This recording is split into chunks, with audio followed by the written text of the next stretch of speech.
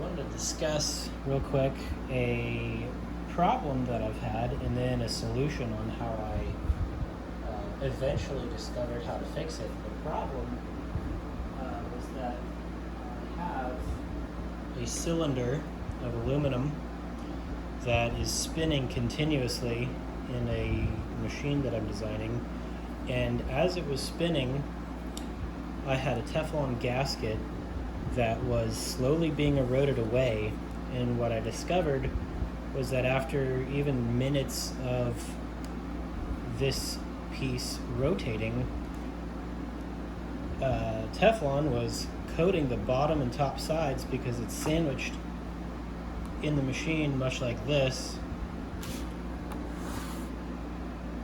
And as it's spinning, what was happening is the aluminum, despite how polished this was, I even had a mirror finish on this aluminum cylinder, and it was still able to shave the Teflon, and I was getting dust all over the machine. And my design parameters are such that I'm trying to make this last for months on end without any attention or need for service, because it's going out in a location that potentially no one will be looking at it for a while. And so seeing that I was getting Teflon contamination inside actually what is going to be used with plastic pellets, I'm going to get cross-contamination, plus I'm getting a horrible result with how long this is lasting. I mean, you can see huge gouges in this, and it's only running for 8 hours. And so I had to scrap this idea.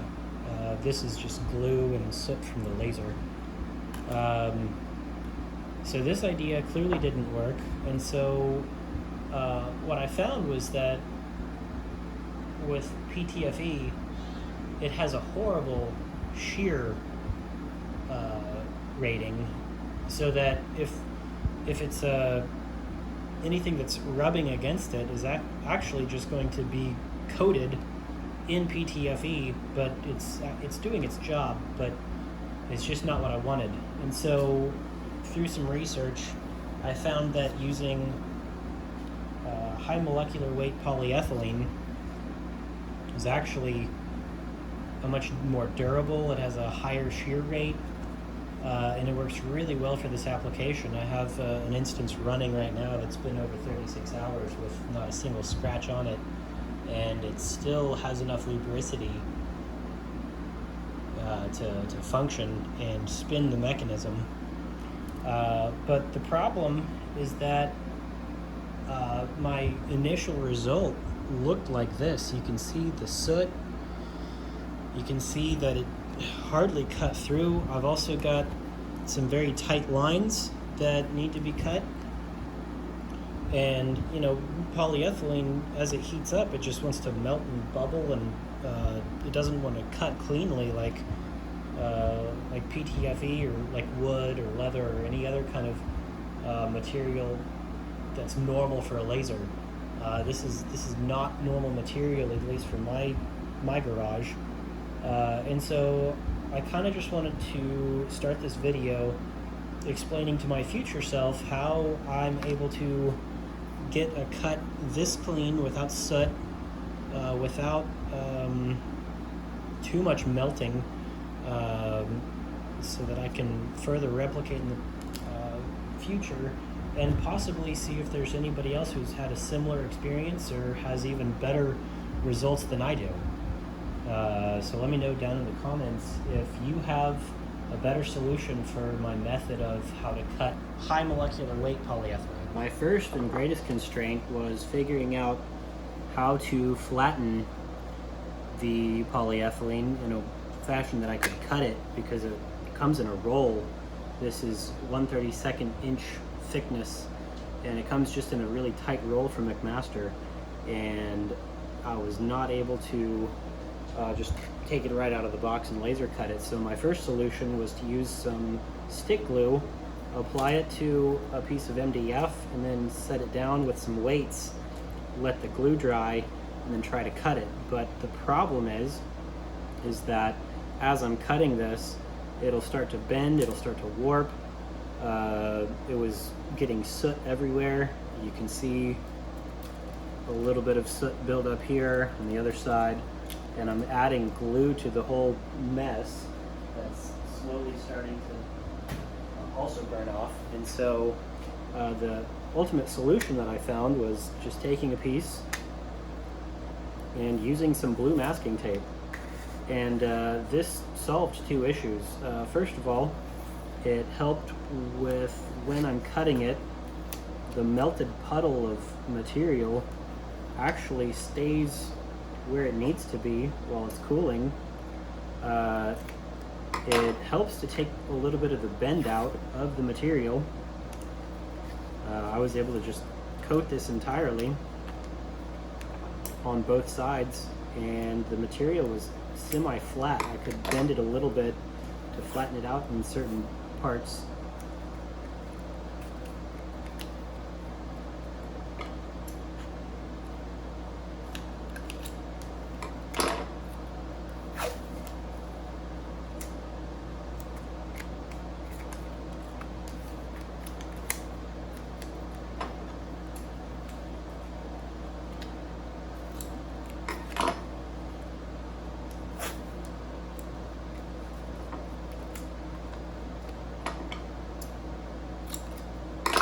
Alright, so the first side is done. I'll flip it over, and what I do is, if I do in the X direction on the first layer, I'll flip it over and do it in the Y direction. Seems to help with taking the bend out of the sheet stock. I'll leave it taped there a little bit, help it to stay put a little bit.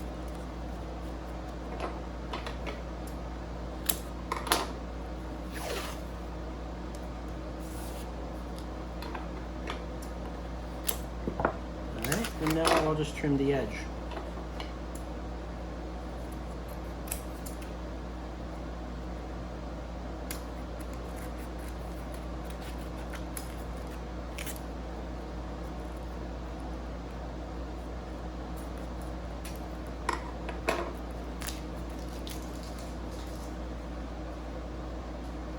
Alright, so now we have a piece of polyethylene that I'm able to bend and shape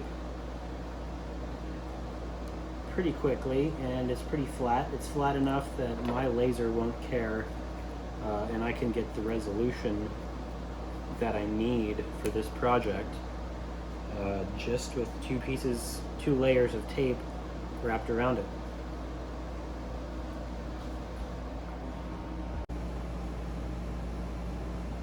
If you can see this or not, but this is just a test cut for the material that I just taped up.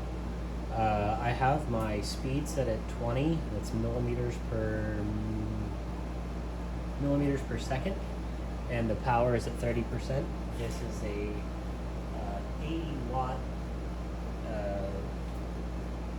G-Wiki laser. It's made in China. You'll probably get the same results on a 40 watt laser from China off of eBay. So the next shot should be me cutting the material and showing you the end result.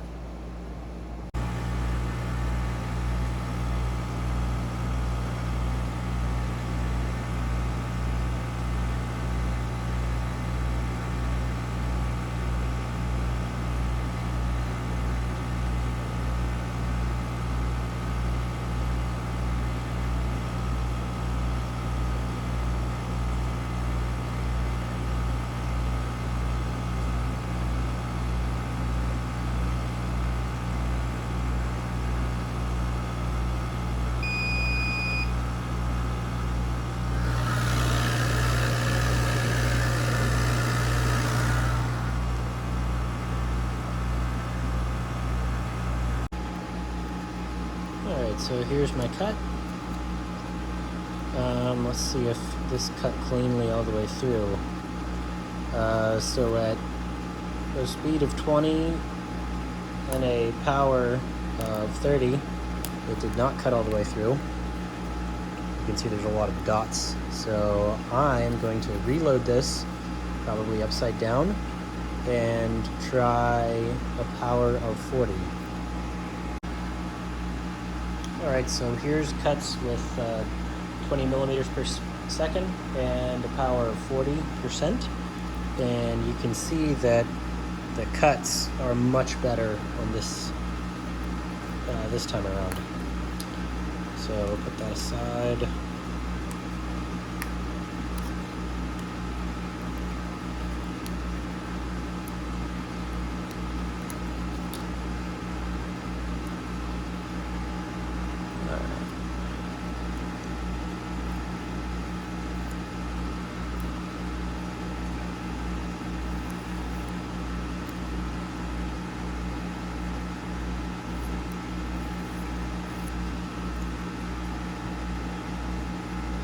So you can see the cut quality on this is pretty great. As far as I can tell, this is the best I've been able to come up with. You can see on the edge, there's not much pooling for a big dip or a big weld all along the side. As well, there's no soot and there's no charring on each individual piece, which is also nice because there's no cleanup afterwards. There's very little post-processing.